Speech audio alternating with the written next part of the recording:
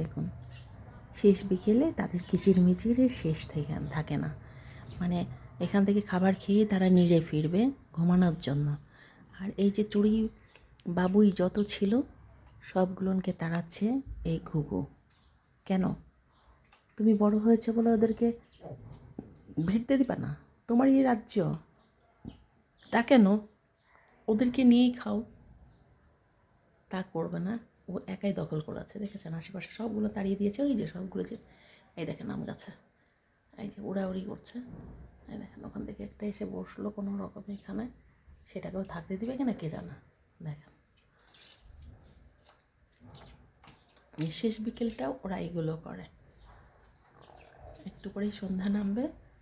আর এই যে দেখেন মুনিয়া চলে এসেছে। ওদেরও খিদা লেগেছে তো নাকি?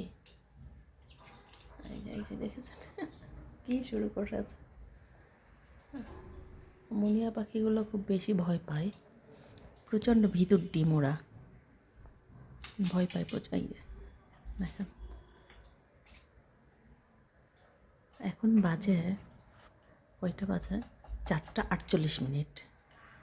মানে শীতের পৌষ মাসের এই 4:48 মানে প্রায় সন্ধে নাগাদ, তাই না?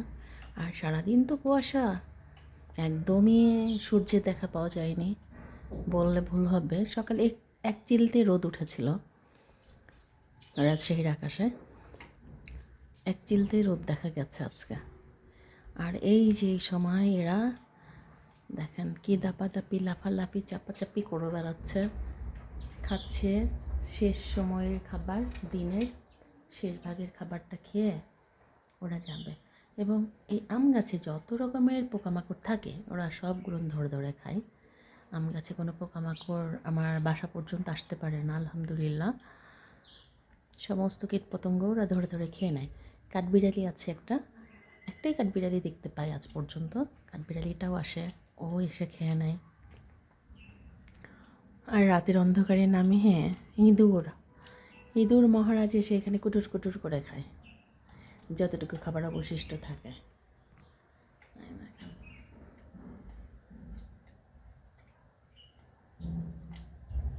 এক মনে সে খেয়ে যাচ্ছে। মানে কি, তার কোনো দিকে তাকানোর ফুরসত নেই। সে খুব চালাক কিন্তু ঘুঘু পাখি। আমি এখানে আসার পরে আমি বুঝলাম যে ঘুঘুরাও চালাক হয়। হ্যাঁ, আমার গ্রামের বাড়িতে পরপর দুটো দুটো করে ডিম দিচ্ছে বেশ কয়েক মাস ধরেই ওরা। মানে দুটো ডিম দেওয়ার প্রথমে যখন দুটো ডিম দিয়েছে, তারপরে ওই দুটো বাচ্চা উড়ে গিয়েছে, পরে আবারও দুটো ডিম দিয়েছে, ও দুটোর বাচ্চা উড়ে গিয়েছে। পরে নাকি আবারও সেই দিন আমার হাজব্যান্ড বলল ও বাড়িতে গিয়েছে, দেখে আরও দুটো ডিম দিয়েছে। তো এই যে বিষয়গুলো আমি গ্রামের বাড়িতে থাকলে আমি দেখাইতে পারতাম। মানে আমার একটা স্পেস আছে, যে স্পেসটা পুরো আঙিনাটা জুড়েই অসংখ্য গাছ। হ্যাঁ, অসংখ্য গাছ, লিচু গাছের ওপরেই বাসা বেঁধেছে এই ঘুঘু। তো যেহেতু আমি সিটিতে আছি, ছেলের অ্যাডমিশন, ইন্টারমিডিয়েট পরীক্ষা, তার আগে টেস্ট চলেছে, প্রি টেস্ট, তারপরে এই তো চলছেই ক্রমান্বয়ে, এখন তো চলছে অ্যাডমিশন। একদম যেতে পারছি না। হয়তো এবারে রোজায় ইনশাআল্লাহ যাব, রোজার পরে মার্চ মাসে যে হয়তো আবার চলে আসবো সিটিতে। এবারে রোজায় ইনশাআল্লাহ যাব গ্রামের বাড়িতে, তখন যদি থাকে অবশ্যই ভিডিও করে দেখাবো। তো ততদিনে শহরের দেখুন, শহরের এই বাড়িটা খুব দ্রুত আমি ছেড়ে দিব। আমি এদের মায়ায় পড়ে গিয়েছি, যার জন্য ছাড়তে পারছি না। বাড়িটা চেঞ্জ করব খুব শীঘ্রই, অতি শীঘ্রই চেঞ্জ করব আর কি। অনেকগুলো সমস্যা দেখা দিয়েছে বাড়িটাতে, মানে অনেক পুরনো বাড়ি তো, রং ঝরে পড়ে, পানির সমস্যা বিকট সমস্যা, যেটা মেনে নেওয়া খুব কঠিন। এগুলোর জন্য ছেড়ে দিতে হবে বাড়িটা। সবচেয়ে বড় কথা প্রাইভেসি নেই, এই জন্য আরও ছেড়ে দিতে হবে। বাসাটা স্পেসটা অনেক বড়, দুটো বাথরুম, দুটো রুম, একটা বেলকনি, অনেক বিশাল চওড়া বেলকনি, মানে ডাইনিং স্পেস আর কি। তারপরে কিচেনটা তো বিশাল, 20 ফিট লম্বা আমার কিচেন এই বাসায়, অনেক বড় একটা বেডরুমের সমান। তো সব মিলিয়ে অনেকটাই ভালো, আবার অনেকটা নেগেটিভ সাইডও আছে। অনেক দিনই থাকলাম, 6 বছর, এবার ছেড়ে দেওয়ার সময় চলে এসছে। কিন্তু এদের জন্য তো, এদের তো প্রেমে পড়ে গিয়েছে, এদেরকে ছেড়ে যেতেও পারি না, কষ্ট লাগবে। আমি চলে গেলে তো এদেরকে কেউ এভাবে খাইতে দিবে কি না জানি না, আর এরাও হয়তো আসা বন্ধ করে দিবে। আর আমি যে বাসায় যাব এরপরে, সে বাসাতেও আবার এরকম স্পেস পাবো কি না জানি না। এই যে ওর পেট ভরে গিয়েছে, চলে গেল, এখন বাসায় চলে যাবে। ওই যে ওইখানে যে বসছে, আসলে দেখছেন এখন কত কুয়াশা পড়ছে, একদম থাইটা কীভাবে কুয়াশায় কুয়াশাচ্ছন্ন হয়ে আছে।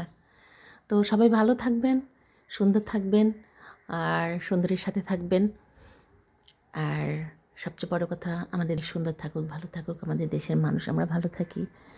আমাদের দেশের ম্যান পাওয়ারগুলো, মেধাবী ম্যান পাওয়ারগুলো দেশের বাইরে না যাক, দেশেই তাদের কর্মসংস্থানের ব্যবস্থা হোক, আর তাদের জীবনের আসলে নিরাপত্তা পাক নিজ দেশে, যেন বাহির কান্ট্রিতে যাওয়ার তাদের টেন্ডেন্সিটা পেয়ে না বসে।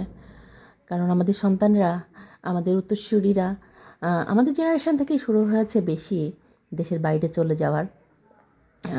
80 দশকে যারা জন্ম নিয়েছে, যারা 90 দশকে জন্ম নিয়েছে, তখন থেকেই শুরু হয়েছে, সেই জেনারেশন থেকেই শুরু হয়েছে আসলে দেশের বাইরে চলে যাওয়ার, কারণ দেশে নিরাপত্তাহীনতায় ভোগে।